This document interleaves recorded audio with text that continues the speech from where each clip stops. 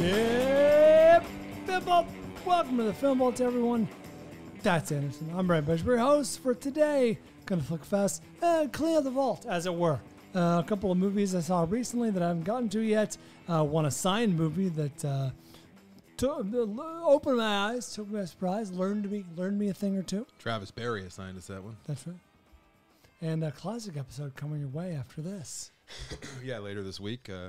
Unless you're a Patreon member, then you'll be getting that in this same episode. It'll be coming up right after this, and it's a classic episode from over 10 years ago, just over 10 years ago. Where are you right now? Where am I right now? I'm in Panama. I'm hoping that I'm in the Darien Gap, forging my way through the most dangerous spot in the world. Why is it dangerous? The Darien Gap is the one spot. I talked a lot about this on the After Disaster just last night, but it's the one spot where it's like 60 miles, 56 miles exactly of no highway, no roads. It's just jungle, and it's what separates Central America from South America. So in between Panama and Colombia. And I'm the wife doesn't know yet, but my goal is to take Atticus down there for a little adventure. Sure, to sell him. Yeah, people praise him. I guess there's a lot of rebel forces that hide out in there. This feels dangerous. A lot of drug deals occur. A lot of migrants are coming up from South America trying to make their way to North America. I've heard about this caravan. Kidnapped and butchered, bartered, sold. Yeah, so it's considered one of the most. It's a kind of a no argument. That's the most dangerous place in the Western Hemisphere, at least. And it's called the Darien Gap, and I'm very excited. Very excited to see it. Wow, I'm send pictures. I was gonna wait until Atticus was 7, but I'm like, fuck it. He's 6.5. Yeah, he can see this. Close shit. enough. Yeah, let's go. Don't worry, guys. If you're concerned, I'm gonna put him in his. He's got some camouflage.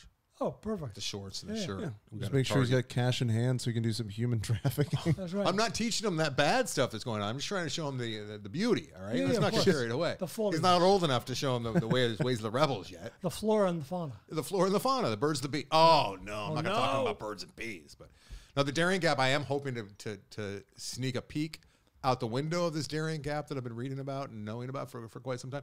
I don't know if we're going to be able to see it from our plane because we're landing in Panama City. And the Darien Gap is a 5-hour drive from Panama City. So. Okay.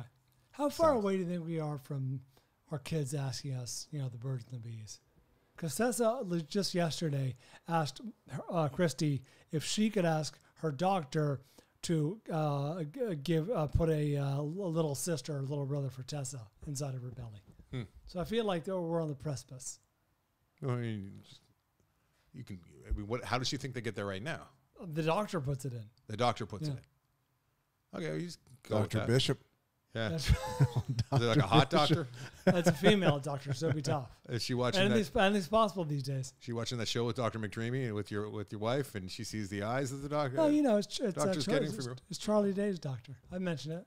Charlie Day's doctor? Oh, yeah. What are you doing? You're the grossest human being I come in contact with on a weekly basis. You really are. Every chance you get to do something gross like that. It's so gross. Who cares? What the fuck? It would never. Charlie Day's doctor. Like, that's. I like to say he goes to our doctor. Brian. Okay. So gross. So disgusting. How'd you even find that out? Like, how would you? Are you rooting through files? Would you like to know? He was just in the waiting room, and you're like, oh, he must have the same doctor as me. This is of note. Would you like that? How many people have you told? Well, via this podcast, dozens. Very good. No, I told the story before, but the doctor has a huge collection of like birth announcements right on her wall in various frames, mosaics, I understand how. Yeah. Anyway, they're all in all of our waiting rooms, and we spend a lot of time waiting. So I'm looking at these, pictures and whatever, and I'm like, little Aiden and Braden and Kate. Oh, I get, yeah. Yeah, and I look and I'm like, I know that guy, and it says like, these things say like, Joe and Jenny are excited to announce the birth. I understand how these things work. And so it said Charlie and whoever his wife is, and I was like, his wife is the waitress. Is she? Yes. Yeah. Oh, I didn't recognize her. Oh, Brian, you could have been. Oh, dude, you fucked up because you could be telling everyone that Charlie Day and the waitress's doctor is your doctor. I didn't. You know what? Because if I remember correctly, they were like sitting in a field or something, or sitting on a picnic. She was in Fool's Paradise. She was the hair and makeup. One of the three. Yes. That's how I found out. Mm-hmm. Okay, very good, Brian. I'm thoroughly disgusted. Let's move on. You asked. Became very bored Good, immediately there. good pod. You know, what I miss is you. I am bored. I almost And a busted question into you that right there. immediately ask and then immediately pivot. I'm bored. Yes, almost happened. Okay. What do you want to start? with? I'm reeling because I don't know his wife's name, and I shouldn't. It's I think not that just big the of a deal. waitress. It's not that big of a deal because she's not like a household name. But I would like to have had her name on the tip of my tongue. And- It's not even in the back of my throat. It's nowhere. It's not in my brain anywhere. I know I've heard it once or twice. And guess what? IMDb continues to fuck me. It's so bad. It's so bad. They've fallen off. What's going on, IMDb? Get a better server. Okay, let's go. Hey, if you would like to be a part of my ongoing project that is about a month in now to production. Mary Elizabeth. Mary Elizabeth, thank you very, very much. It's called Loaded for Bear. We're making a documentary that is very, very interesting and meta and goes right along with the feature narrative that we are hoping to produce and raise money for. And we're looking to attach actors as early as this week. And this is all going to be a part of the documentary. If you'd like to be a part of it, loadedforbeardoc.com is where you go to read about it. We have essentially like a pitch deck on there. It's a version of a pitch deck. We have a separate pitch deck if you would like that. I will email you a pitch deck if you would like to see our actual pitch deck. And a little video of me on there going on. And then also it takes you to Entertainment to Effect Change. Which I know it makes you uncomfortable to ask. Yes, is the answer. Okay, and you can become a part of this really fun journey that we're all on, and it's a great cause, and it's from what I understand from CPAs and lawyers, anything that you contribute to this project, you can write off because it is a 501c. Three. You know what? And talking to Nick today. How's my buddy Nick? Your buddy Nick is good. He's our fiscal sponsor. Does who you runs remember me? Entertainment to Effect Change. He called it a 501c. Just left it at that a couple times. So I think if you're cool and you got the lingo down, you don't need the 3 part. Like it's like Interesting. I know there's 501c4s, but it's kind of like old people saying, "No, what's the site again? It's www.what." Right? You can just Leave drop that that. off, Yeah. Or in Spider-Verse, and they said ATM machine. Yes, that was one of the first fun jokes. Why does everyone call it a machine? Well, it's right there in the title. Automated telling right machine. there in the end. And then it came up again with the TT later, with chai tea. Oh, right. that was very good. Redundancy You're saying is a recurrent theme. It's a recurring theme. Hey, it's all about the multiverse with redundancy galore. Yeah. So maybe that's why they were leaning into those Genius. Do jokes. you Or like maybe it it's a better? happy accident. You like it better now? I love the fucking movie. Get off my back. All right, let's talk some flick fashion. Do we have any crossover beyond just the one that was signed to us? Smashing Machine is the only one that we're going to line up on here. We'll get there. The Smashing Machine. I'm going to flick fest a movie that I know you saw, so maybe you can jump in where you see fit. Judy Blume Forever. Judy Blume Forever is a 2023 documentary directed by Davina Pardo, and Leah Walchuk. Jesus Christ. Leah Walchuk. J-Man's in it? No. was a Molly dope joke, Ringwald, Lena Dunham, Samantha Bee, and Anna Conkle. What the fuck did I write that down? Taylor They all Joy. make appearances, as does the, wait for it. I'll wait till you get back. Eponymous. Judy Blume. If you don't know Judy Blume, she's an author, beloved, I guess you would say teen author, young adult author. This movie clocks in at 94% on Rotten Tomatoes. You can stream it on Prime Video. This is you saw this, yes? This is an example, Anderson, of a puff piece, but a good example of a puff piece. Yeah, she's one of the talking heads. She is one of the talking heads. I imagine they had a lot of involvement and cooperation from her in the making of the film. That said, I find her to be an important figure in 20th century literature, at least, not in fine literature like you would say, but certainly in popular culture. She wrote many impactful books, most notably recently at least, Are You There, God? It to Be Margaret, which turned into a movie that came out recently, and that helped apparently, as we learned from a lot of the talking heads, helped a lot of young girls through their first menstruation. Yes, I think there was a huge gap, and she identified that and filled it quite admirably. And that's another word I can't say too well. And she helped a whole lot of young girls who we hear from, and some of them are recognizable, like Molly Ringwald, and some of them aren't, right? And some of them are just like bloggers or writers. They're all strong females who really responded to what Judy did for them through her writing when they're growing up. And I'm out. I think we take it for granted as Hey, turn guys your headphones off. because we don't have to deal with a lot of the menstruation and like the questions you can't ask. And I think the We girls don't have to deal with a lot at all. Well, we do have to deal with a whole lot of menstruation later in life, but not when we're, at that age. And I think it might be harder for girls to kind of ask some of these questions to, especially back then with the Puritan culture that we live in. And I think there's some of the moms might have, had a hard time talking to their daughters about it because of uncomfortable. And of course. Judy Blume was answering a lot of those questions, and much to the dismay of a lot of very, very conservative people.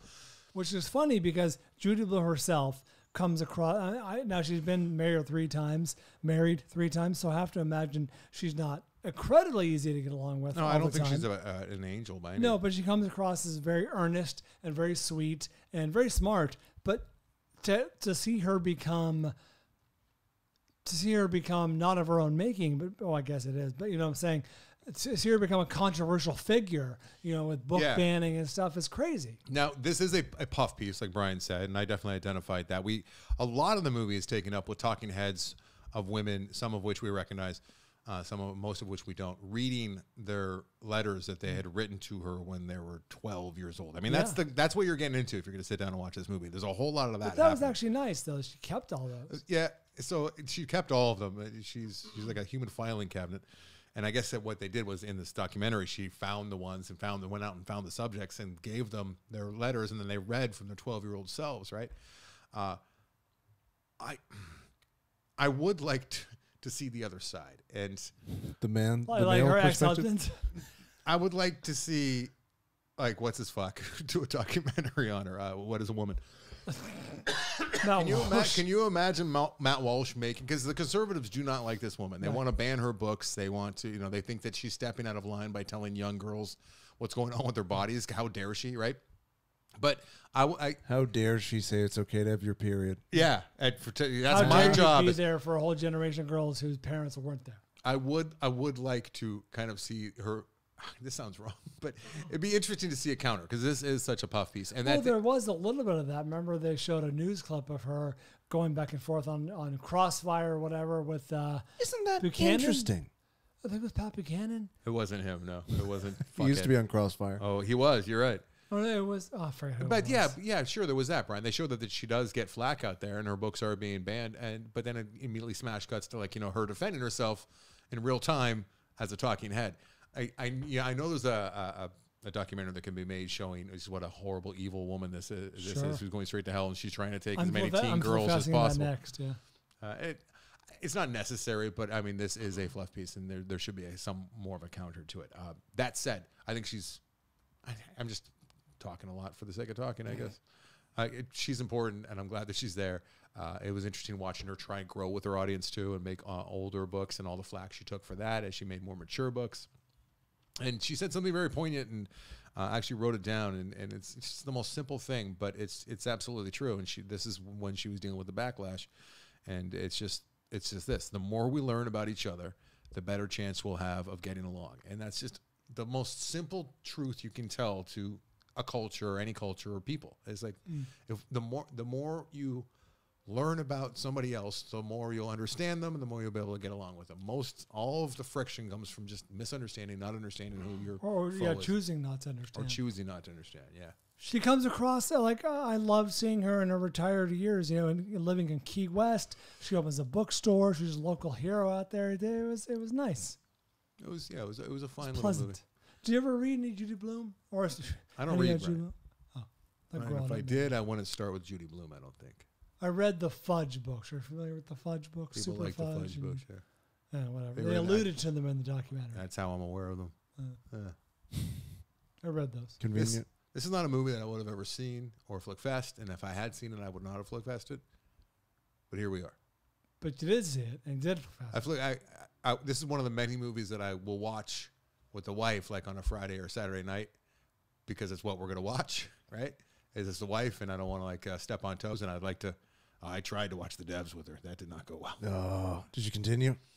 We didn't get through the opening titles. She said, "What are we doing? What are we watching?" I'm like, "This was recommended." And she's like, and then we just started watching something. I make her sound like such a tyrant, and she's not. It's just she has no time for some things. I don't like the pressure that I feel when I do pitch something, and I have not seen it, and I don't know if she'll like it or not. And just each scene is it's as though I created it. Yeah. And I'm watching it going, oh, fuck. There's just like 8 episodes. You got to find a way to sneak that in. I already got 8 more episodes of Band of Brothers. I mean, it's a tall order. True. It's a tall order. That said, in that context, I would never talk about this movie. You could do a lot worse than this if that's like your Friday night, watch with the wife kind of thing. The wife would probably like it. Huh? The wife would most likely. I like liked this. it. I mean, it was 3 stars.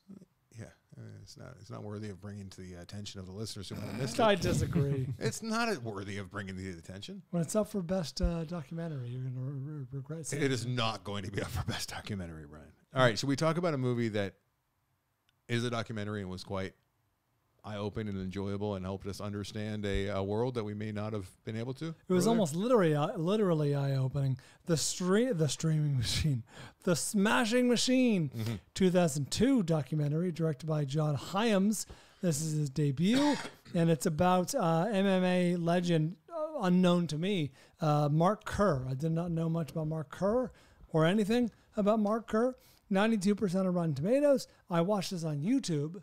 Yeah, it's the only place it's available right now. It's a fine copy, though. It's like you never know. Sure. I was talking to Travis Berry, who assigned us this earlier today, and I said, you never know when you're going to watch something that's only available on YouTube. Sometimes it's a terrible transfer, and it's like obviously a transfer for VHS, and it's like 4:3, and it's got waviness going on, and No, this was acceptable. yeah, it seemed high. Some of it was even seemed high def. So Mark Kerr, the subject, is such an interesting guy. Like, he's this MMA legend, right? This is the early days of like UFC and pride fighting, and he's a monster. He's humongous.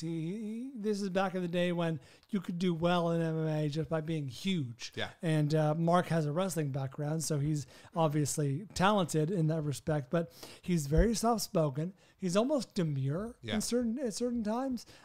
He's got that Midwestern accent, that Ohio kind of accent, and is very soft. not what you'd expect Yeah. out of an MMA guy. Does not match. In fact, I watched this with my sister who's in town.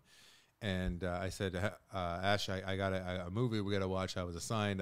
You want to watch it with me? She goes, yeah, sure. She's always game. Wish she was my wife. Yeah. Go on. So we sit down and watch it, and then we're like 5 minutes in, and there's voiceover, right? We're hearing Mark Kerr tell his story on voiceover, but we're seeing the actual, because there's incredible access with this movie too. Like, Sure. the director was right there in backstage. Mark Kerr. Like he shadowed Dressing him for like rooms. seems like a couple of years. And we hear the voiceover of Mark Kerr, and my sister's like, "Who is that talking?" And I said, "That's him." She's like, "No, that's not him. That can't be him. Like that's him. That's the dude. doesn't It match what you're saying. Does not match. This guy is so roided up." And talking to Travis Berry earlier today about it, who assigned it, we were both laughing about how he looks like a character from Sin City. Like his face has muscles in it. He could be Marv. Is that Mickey Rourke? Mickey Rourke. Yeah, he looks like his chin and his cheeks have like deltoids. Like bulges. Yeah. Yeah. And I'm getting annoyed because we're pretty far into this movie, maybe 30, 40 minutes in. Maybe I could be wrong. Don't quote me on that. But there's no talk of roids. And I'm like, am I going to fucking hate this movie because they're just going to completely skirt this obvious issue that is the story? Right. And then, of course, the needles Takes a start turn, yeah. coming out. You see him at one point that he endures a controversial decision as an MMA fighter, and we follow him backstage, and he starts crying right underneath like a towel, and it's like, oh, this is not what you're going to expect From him. or this movie. Now, do you remember that movie Transformer? Did you watch that with me about the world's strongest man? Rise of the Beast. No, Brian. About the world's strongest man who I can't remember his name. It was assigned I don't think I saw this. Garth Donovan let me know. My buddy Garth Donovan let me know about it. It was a very interesting movie. I think about it still all the time. It's a documentary about he was at one point the world's strongest man. Okay. And he was able to lift just incredible weight. And Okay. he has like a family, and you're not really sure what's going on. And it turns out he's transitioning. Like he wants to become a woman, and it was very eye opening. Like I'll never forget him talking I don't believe about I saw this. changing his voice. Was actually as somebody who's transitioning, it's the vocal cords that's the scariest, because like. Sure, you can, nip, snip, and tuck and do whatever, below the belt, which is a huge, giant deal. And it's like what most of us think of as the biggest deal. But no one sees that when you're out in public. 99.9% of population will never, of the people that you come in contact with, will never see your pants off, right? Rarely, But everyone rarely. you talk to will Speak hear for your yourself. voice. Everyone you talk to will hear your voice. So Avery's a tough boss. that's the big one. I always think about that. Anyways, that reminded me a lot of this documentary. Do we Smashing mention Machine. Travis Berry?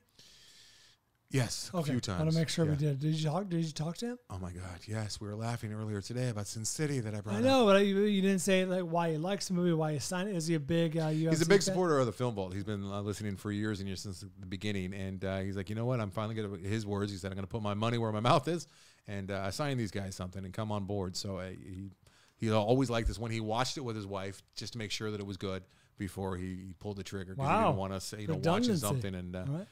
because he hadn't seen it in a while. But yeah, it's. This is a solid recommendation. Yeah, so back to the Smashing Machine.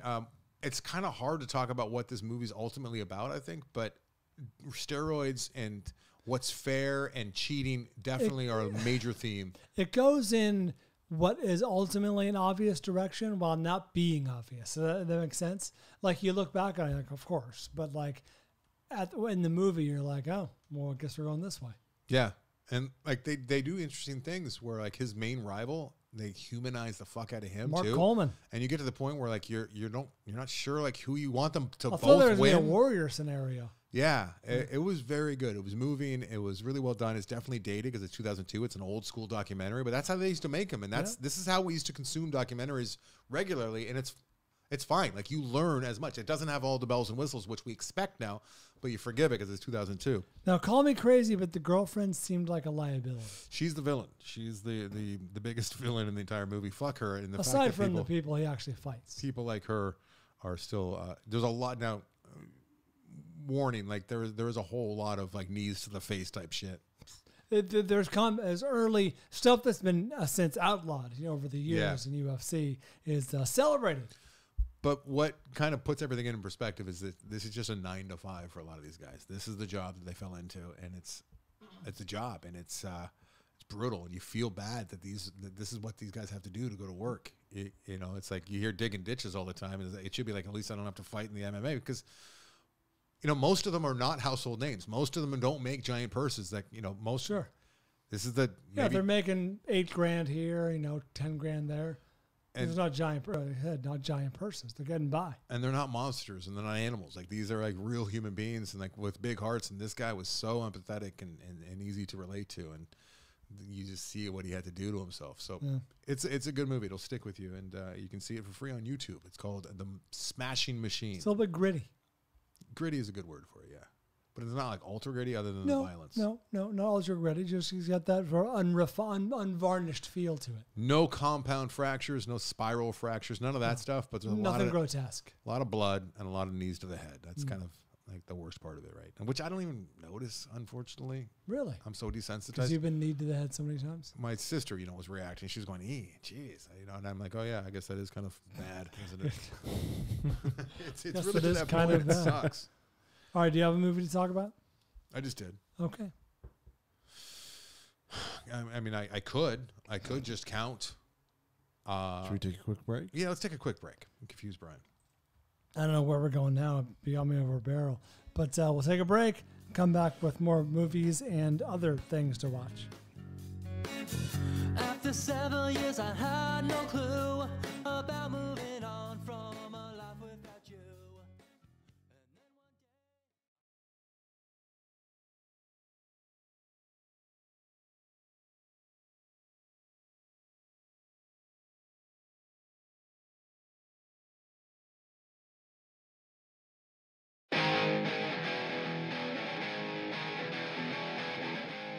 Yeah, we're back. Do you want to talk about some bullshit? Yeah, I could talk about Atlanta season 1, season 3 and 4. I've already talked about season 1 and 2, and I finished the season.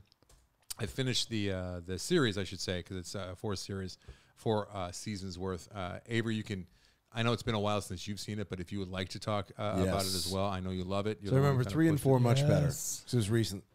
This show is uncompromising. I might have said that in the beginning. You get the sense that he didn't get a whole lot of notes from, I think it was an FX show originally. Yes, and FX. Now it's all on Hulu, yeah. And it's got a flavor to it, and it's not for everyone. I can tell you it was not for my wife, who I watched every episode with until the final two when she finally said Just the tapped final out. two. Just tapped out? She tapped out. She's like, "Look, I don't like watching this. It's not my kind of show." And you continue to just watch it with me. And I'm like, all right, fine, we'll stop. Isn't that the definition of marriage? Watching shows you don't want to watch? I mean, you think so. But so this is Donald Glover's creation. He and his brother made it. The director deserves some credit for sure. What's his fucking name? He's Is it Hiro Murai? Hiro Murai is the director, because this has a definite flavor. Yes. Glover has directed some as well. But I really like the characters and the actors in it. Brian Tyree Henry plays Paperboy, or Al. Of course, you got Donald Glover playing Earn. He's not even the lead character in a lot of the episodes. Yeah, especially towards the end. The last two seasons got it lost its way a little bit for me, like some of the first stuff in season 3, where it was taking itself a little too seriously and following some of the storylines and Earn's arc, which he kind of became a dick because he got into promotion. Yeah. And then he kind of like fell into like, I'm just another guy who's like, making it in this business and not looking back and walking over people a little bit, which was not a mistake. Zazie Beetz as Van really started to bug me when they went to Europe and the Netherlands, what's the drug place where everyone does drugs? Oh, Amsterdam? Amsterdam. Thank you. Yes. What's the drug place? I mean, we got there, right? But Lakeith Stanfield, I wish Lakeith Stanfield's character had its own show or maybe a spinoff, because I fucking love that character. And I love Paperboy, too. Those are my two favorite characters. Yeah, Darius on the show is phenomenal. Darius is fantastic. I can watch him and Paperboy hang out That's all I want. endlessly. Those are the two boys, and at times, like Glover and Van got Earn and Van kind of mucked things up a little bit. That said, this show is really, really good. It's very, very creative. Are these the final 2 seasons? Yeah, it's over now. That's why I'm doing this, because I do think a lot of people who I didn't listen know if to you were this doing 2 at a time. would really like this series. It's very cinematic the way it's shot, too. It is very cinematic, and it takes chances, and you get the sense that he doesn't get a whole lot of notes. Yes. And if he does, I would love to see the things they said no to, because the things they do are just completely out in left field. And at times it does have that twinge of like absurdity for the sake of absurdity. Yes, like the, I think, is it the finale of season 3 where they're in France with the Amelie homage? Yes. But I mean, that's just an homage, right? Yeah, So but like the dinner party and all that, with the cameo that they have, the celebrity cameo. the celebrity It's cameo. very good. And then there'll Speaking be of which, season 3 is one of my favorite celebrity cameos. I won't spoil when it happens, but Liam Neeson's when he's in it. I thought that was such a great scene. It was very, very good. Yeah, there's all sorts of what the fuck moments, and most of the time it lands, and it's like, wow, that's really, really creative, inventive, and fun, and a whole lot of commentary. Some of it's a little bit more on the nose than it needs to be, Yeah, I could see that. but some of it's pretty subtle, and some of it's pretty roundabout, and I'd have to sit and kind of digest it afterwards and be like, what was he trying to say there? And then most of the time I'll come to a conclusion, right or wrong. I'll be like, okay, but you can tell the man's a deep thinker. Yeah, and I like season 4 how they had some that were standalone episodes, like the one about reparations. was very- Reparations. That could have. I came in talking to you about that one after I saw it. That could have been its own thing. Could have been a 90-minute, Or it could have been a 2-hour movie. movie. That's Yeah. what I'm saying. Yeah, like they could make an entire movie out of that one episode, and it's about it's about reparations happening, like in the not too distant future, where you just find out that like your ancestors were slave owners, and now you owe like all their and future people can earners. find you Yeah. that are their relatives, the slaves. And the juxtaposition of like the white guy in the office finding out, and he's a decent guy, and he finds out that And he's a character actor you've all seen. You've seen a million times. and his ancestors are slaves, and then the woman that comes in to like collect, she just couldn't be more bubbly and happy and just not give a fuck Yeah, that about she's him. ruining his And, life. Yeah, And just, I don't give a fuck. You owe me. and I think he, honestly, at this point, he does Jordan Peele better than Jordan Peele does. Oh, This wow. is what I want Jordan Peele's movies to feel more like. In have more terms of that. comedy and creativity. Well, at least like that. That was done in the style of horror, and he does that surrealism, and that he goes there to those dark places and includes race, and it just feels like Donald Glover has a better handle on what he's doing than I think Jordan Peele does at this point. I'm not really sure where Jordan Peele's going. I think maybe he needs more reins than Donald Glover maybe gets when he's Maybe. making the shows. Maybe, yeah. There is you can't help but see the crossover, and there are similarities, and they're going for the same thing a lot of the And I time. think honestly, I think Atlanta does it better. It does it. It's got Bold. more range Yeah. for sure. Barring Get Out, I think compared to Us and There's Tupac's funeral. You get a look at a true life story that happened with lesbian foster moms and what happens there, and that's pulled from an actual story, and they just do like a standalone little mini movie about that. I love the one they do an hour long or a 30-minute episode, whatever, a standalone episode about the making of the Goofy movie. Yes, I loved that. that one didn't really work for me. I don't really love Goofy. Obviously, he grew up loving Goofy, And I think that was one of the ones where I think for some of the episodes and storylines too, you have to be black to fully appreciate. That it. might have been the last one that I watched with the wife. So funny to me. That might have been the last one that I watched with the wife. She might have tapped out after the Goofy right. episode. That was it. And Goofy shows up in other times in the series too. You just see people wandering around with Goofy hats for no apparent reason. Also, looks at child sitcom acting at one point. That was great. With Lampoon's Tyler Perry and his compound. Really good. Yeah, I really enjoyed that. Michael Jackson gets lampooned, or I don't even know if it's lampoon. It's satirical almost. And then sensory depth pools, which is kind of the perfect close, I think. Yeah. So I would. So what do you think overall? I really liked it. I really liked the characters, and they're characters that I will think of. Not all of them fondly. I really did not like Ern by the time it was all said and done. And it was hard for me to separate him and his character from the guy whose name you see most often associated.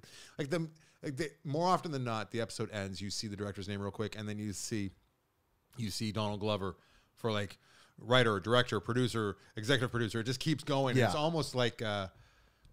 It's almost like a joke. Like he's just making sure that everyone knows that he's so behind this. And then I didn't like his character, but also I think it was kind of cool that he didn't make himself the cool rapper Because he could have been Paperboy. He could have been of Paperboy. it is him drawing on.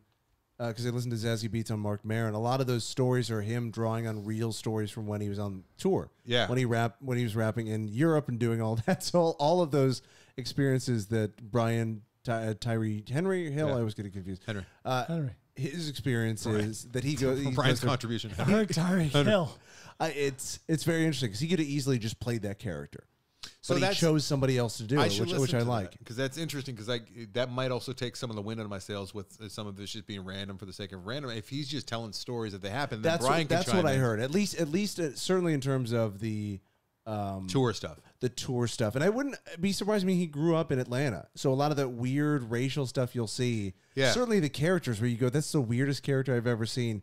You have to imagine a lot of that comes from some grain of truth. Like that episode where they're looking for Paperboy's trying to find that that EP of that dead rapper, and he's doing that scavenger hunt. Yeah. And those weird characters. It's all, you can tell, very much drawn from reality. And having gone to college in Atlanta, it gets the feel. You did? I didn't know that. It gets Emory. the feel down. And there's no place like Atlanta. And you get that flavor. It's a weird, I've heard that. interesting place. And that I have no reference because I've never been to Atlanta. Yeah. So St. Louis, I think, is the closest I've gotten. No, that's not true. That can't be true. And it's totally Been to Florida. it's totally its own thing. Never been to Florida? I've never been to that part. I've never been to the Northeast. That I is- mean, North South. I mean, the South. South North. Southeast. I've never been to the Southeast. But Brian has a quote that he likes to say, which is like, just because it's true doesn't mean you have to write it. There might be some of that with this, but I liked It's not my quote. it's something along those lines. You always say that. The first thing I learned in creative writing class. Christ. What was it? Just because it happened doesn't make it good. Doesn't make it good. That's what it was. Yeah. For the most part, every now and again it felt a little Family Guy to me, which is like I can see that. odd for the sake of, and this is coming from a guy who wrote and created Talkie from Groupers, which Yes. is that mute. But that was based on a guy that I actually came across. So Just because it actually. but it could be the same, Yeah. And I could see critiques of my crazy zany character in Talkie. He wasn't dressed the way that he was. I wanted him to have a specific look, but so I shouldn't be throwing too many rocks. Like the shoe man. It was great when they were in the back of that guy's van. Oh yeah. Trying to get the limited edition And there's always sneakers. this, what's great about the show too, is because you don't know where it's going, and it does hit on every single genre at one time or Yeah. another. You don't know if it's going to turn to like horror or comedy or thrill. romance or drama like that shoe or action. Some of it's action. action. And the shoe scene that you're talking about, I didn't know if it was gonna. I was like on edge. Like, is someone gonna get fucked up here? Yeah. And the very first scene when we're doing season 3 and 4, very first scene in season 1 is a fairly violent gun toting scene where like it's tense as shit. And I kept waiting for that other shoe to drop Yeah. for the rest of the series, and it ends up in a sushi restaurant. And it keeps you guessing. Yeah, it does. There's a lot of guessing, and you're not going to be right very often with Atlanta. Which is great. You're never bored watching the show. You can never just go, okay, this is going to happen. It'll play out this way. I really like this show. It bugs me that my wife didn't, but reading online and catching up for the Flickfession today, which I did a little research because I parsed them out, and it's been a number of months since I've seen season 3, episode 1. I did read a lot of people who kind of lined up with my wife who were annoyed or didn't. Comments like, it's the Emperor's new clothes and that kind of thing. And I don't think it's fair. I think the show is revelatory in many ways, and he is very creative and has a lot to offer. And I hope that he's planning on making movies. I hope so too. I'm very curious what he plans on doing. Yeah, Next, going forward, because he's clearly very talented and has something to say. And I'd be very curious to see him make a feature length film. What that would be. Here's the best compliment I can give it is, like, if you had to describe Atlanta as like something else, what would you say? I don't know. The only other comparison I've heard is that it's like Louis, but having seen the show, it's not really. It's flavors of that where it's absurdist and it's about one guy's life, kind of. But maybe that was true of the first season. But now, there's not really anything else like it. Sometimes it's like The Simpsons. Sometimes it's like, it almost feels like an animated show at times. And it just switches genres so often. I think it is animated a moment or two, right? Yeah, it's just its own thing. Like, it doesn't shock me that he showed up in the Spider-Verse. Right? Yeah. It's all kind of like melding together, like the Matrix is unfolding and we're seeing little holes and pokes of it. Peeks through the tears in the Matrix. And I think he's part of it. I think he might be behind it. But yeah, I highly recommend Atlanta to everyone who has similar sensibilities to Avery and I. I can't recommend it to Brian, nor my wife. What? Chicago. Okay. Yeah. Hill Street Blues. South, north, south. So that's Atlanta season 3 and Hill 4, the Street final.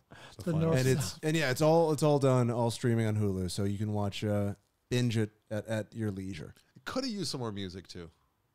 I did like. I love the music. The music choice is great.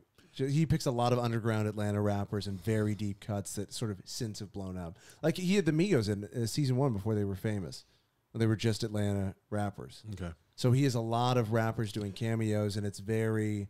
That's what I like too. Is it's a peek at a culture that a lot of people might not have experience with. I think it's a very good in-depth look at black culture and rap. If you've never understood that, I think it'll give you some kind of sense of where that fits in. And Brian's stuck on my travel experience. Nenever been to Florida. He's going to Panama. He's going to fucking South America. he's been to Gruyere, but he's never been to That's right. Central America. Yeah, but you're going to the Gap. Jillian went to Florida once with her family when she was like 19, and it was hot, and she had to sleep on the floor, and she left 3 days early, and she never wants to go back. So that's my. I don't Florida. blame her That's based on all that of description. Florida. Yeah, I'll be going to Florida eventually. I want to go to those Keys. The Keys are Go sweet. check the Keys. Keys are pretty sweet. But yes, Atlanta. There we go. Like it quite a bit. Gonna miss those characters. I know. I'm sorry they're out of your life. Gonna miss. When I say more music, I guess it's a choice, and it's kind of funny that like it's all centered around Paperboy being this big famous rapper, and all we hear is Paper Boy. We only hear like one verse. I wish we had more of that. And then the song they had that was that the Dead Rappers release or whatever. The song they had for that was great. For that artist, that was a great song, and you can't find that anywhere. So they really only have had like 2 rap songs that they made just for the show, but there's not a whole lot of. Yeah, that I would agree. The euthanasia episode really upset Julian too, and that kind of came out of fucking left field. There's jump scares and startling moments in broad daylight that you're not expecting in the show. Like it just you can't define it. That's probably the greatest compliment I can give it. Is like you can't. Like if this show had to like live in a video store back in the day, it always bothered me that they hadn't broken down by genres. Genres kind of.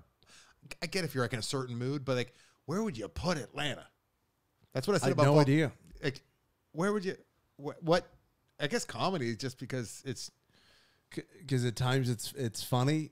At some point in the episode, it will be funny, but yeah.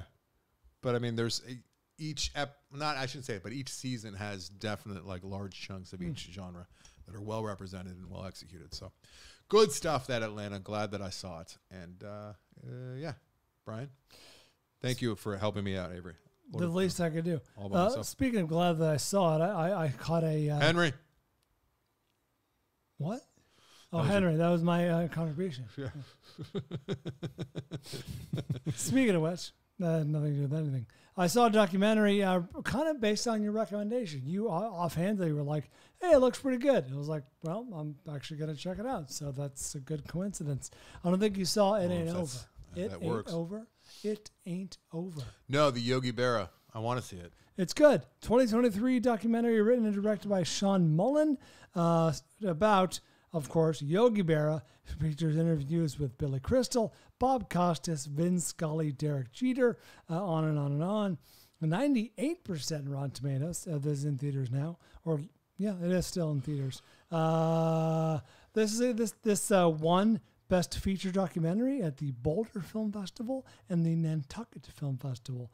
And it is a puff piece, much like the Judy Blume documentary, but it's well done. It's a good puff piece, and it's illuminating. Like, I don't know what your relationship was with baseball growing up. For me, it was one of the most important things in my like young 10, 11, 12-year-old life. I love baseball, except the cards, read all the books.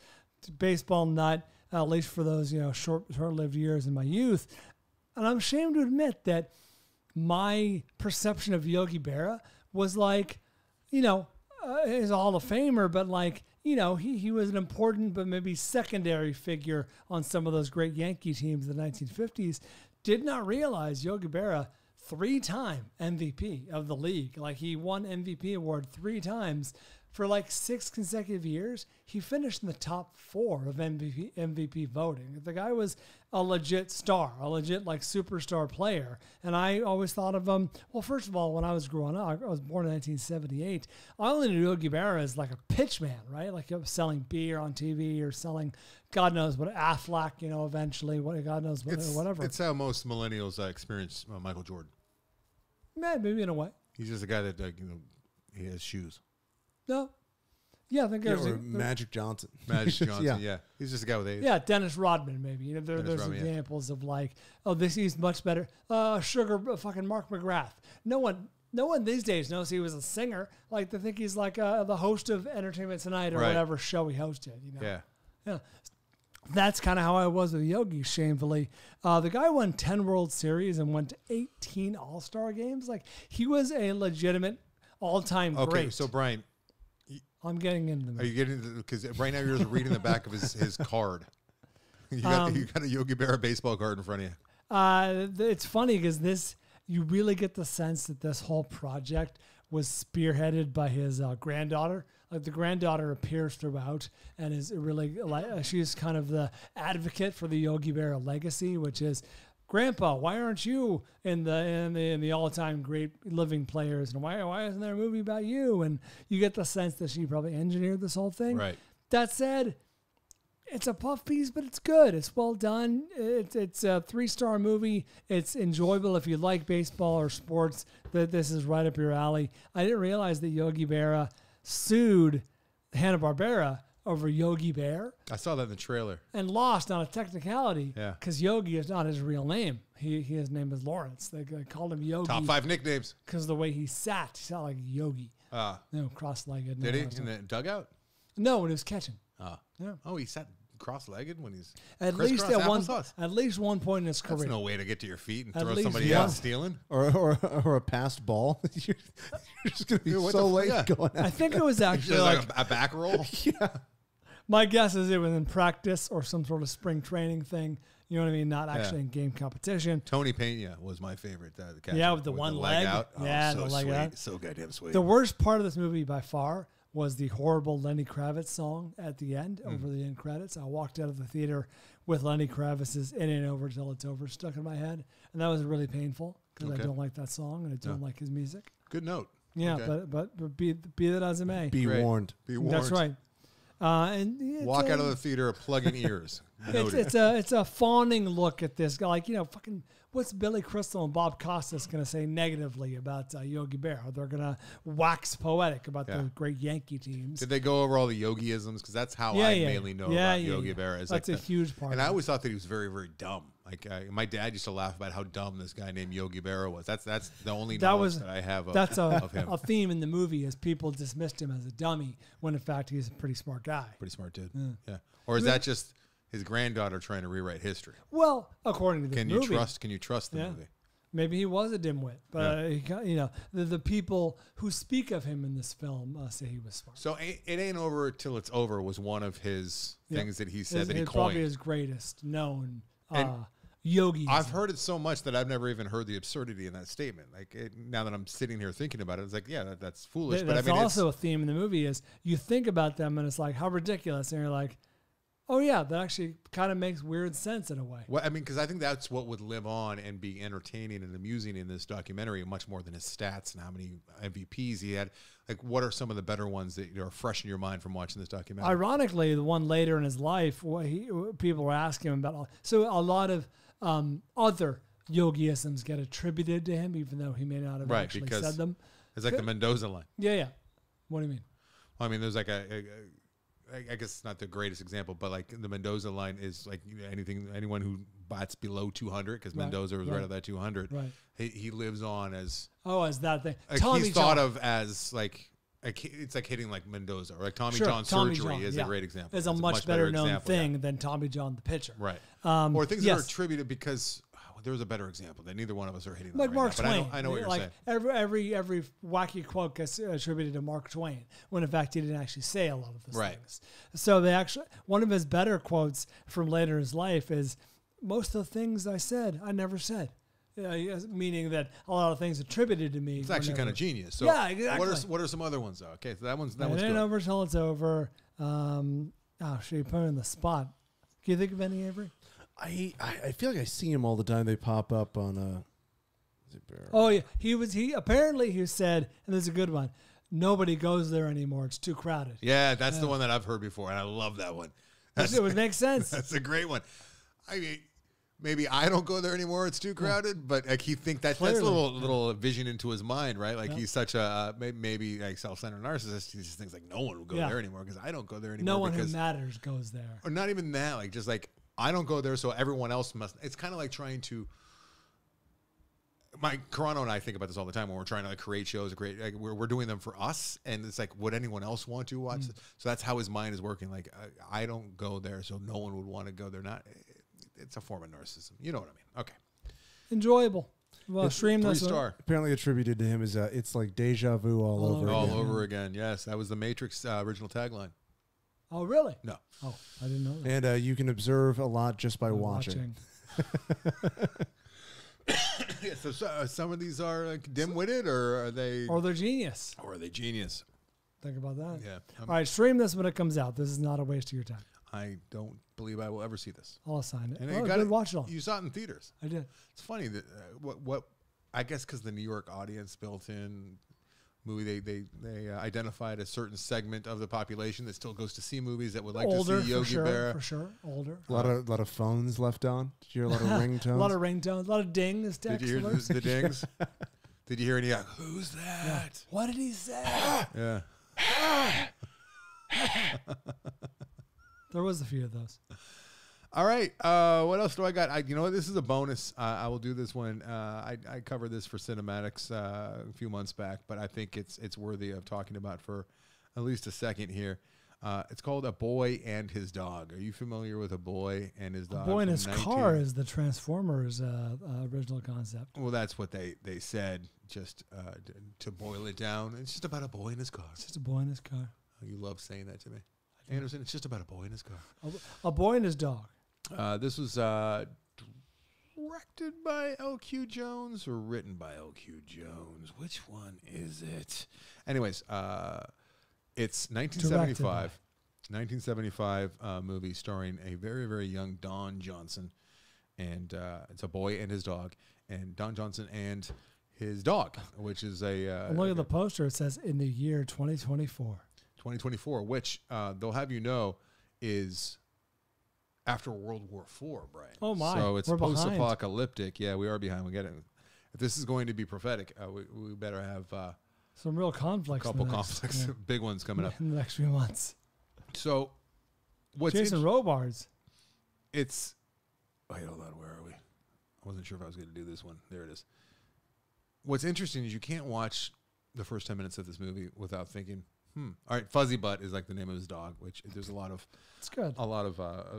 just dated kind of like dialogue and humor, but you can't watch the first 10 minutes of this movie without thinking, wait, this is Mad Max, but before Mad Max. Like, I'm furiously looking up Mad Max. When did Mad Max come? Mad Max come out in '79.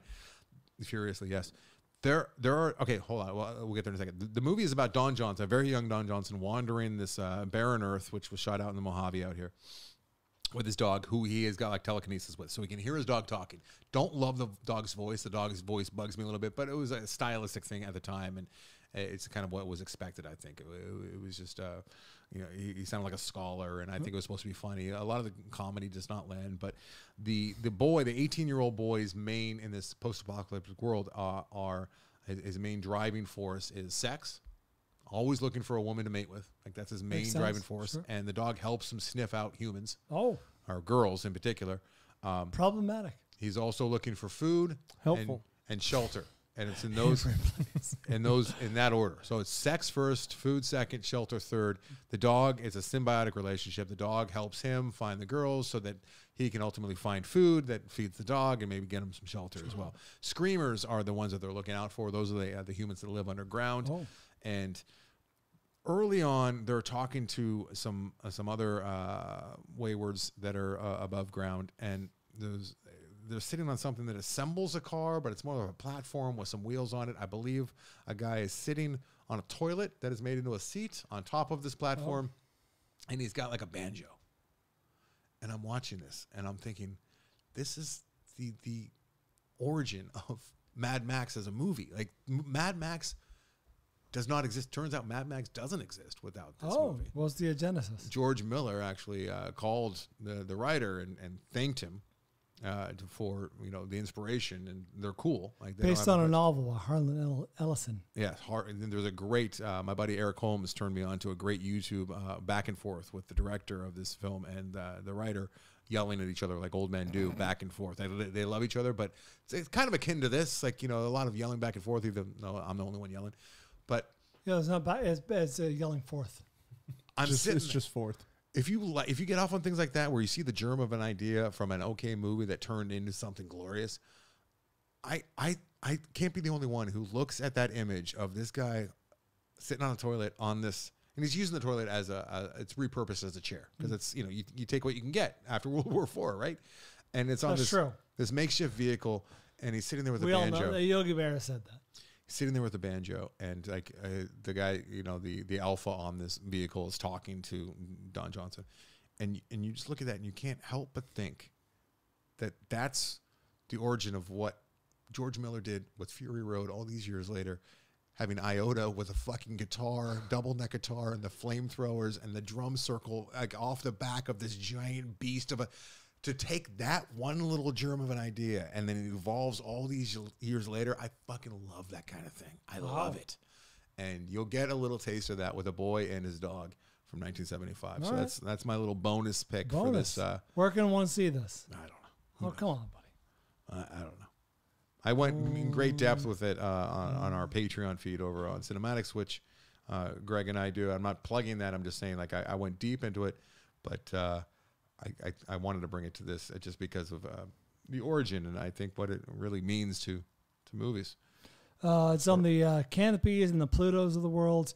Also rentable on Amazon. The worst parts of this movie are the corny humor, very, very corny, dated humor. And then there is some dogfighting that seems a little too real for my taste. I think they might have just let a couple vicious dogs have at it for some takes, which I did not. I don't sign off on that shit. Don Johnson. But yeah, it's the scene with the guy on the desk with the wheels. It's a desk with wheels holding an acoustic guitar. I don't even know if it's I think whatever. It's just to see the early origins of Iota and what George Miller saw when looking at that, what could be, what he created all these years later. Not a great movie, but not a bad movie. And it's a movie that I should have seen a whole lot earlier too, because it's just one of those movies. A Boy and His Dog, 1975. All right. That's it. Hey, those are robust flick fashions, and we got some more coming up, yeah? In the bonus episode that we're releasing. Oh, yeah. I'll list those at the top of that one because we're going to be doing a new intro for that one. I will say, yeah. Okay, we're nice. I'll say stick around for that because we got quite a list of movies we went over. Long show this week. One of the best movies I've seen in the Film Vault era. One of the worst. It's exciting. Very excited. I can't wait for you to talk about the internship. All right. Is that it? That's it. That's all we got. All right. Throw it to me. bud. Hold on. Who's the artist? Who's the listener artist this week? Get the fuck out. Notes. Suckerfish. Suckerfish is I was not. about to not say it. Suckerfish. Is it? And thank you to Travis Berry for assigning us the Smashing Machine, which I enjoyed. Suckerfish over at AndersonandBryan.com. More information on them can be found there. AndersonandBryan.com, you know that. Anderson and Bryan, the Instagram. Anderson and Bryan, the TikTok. The Film Vault's Facebook, Twitter, and YouTube, The Film Vault Podcast. Stick around for the best of, and until next time. We do it for Van Gogh. Suckerfish too.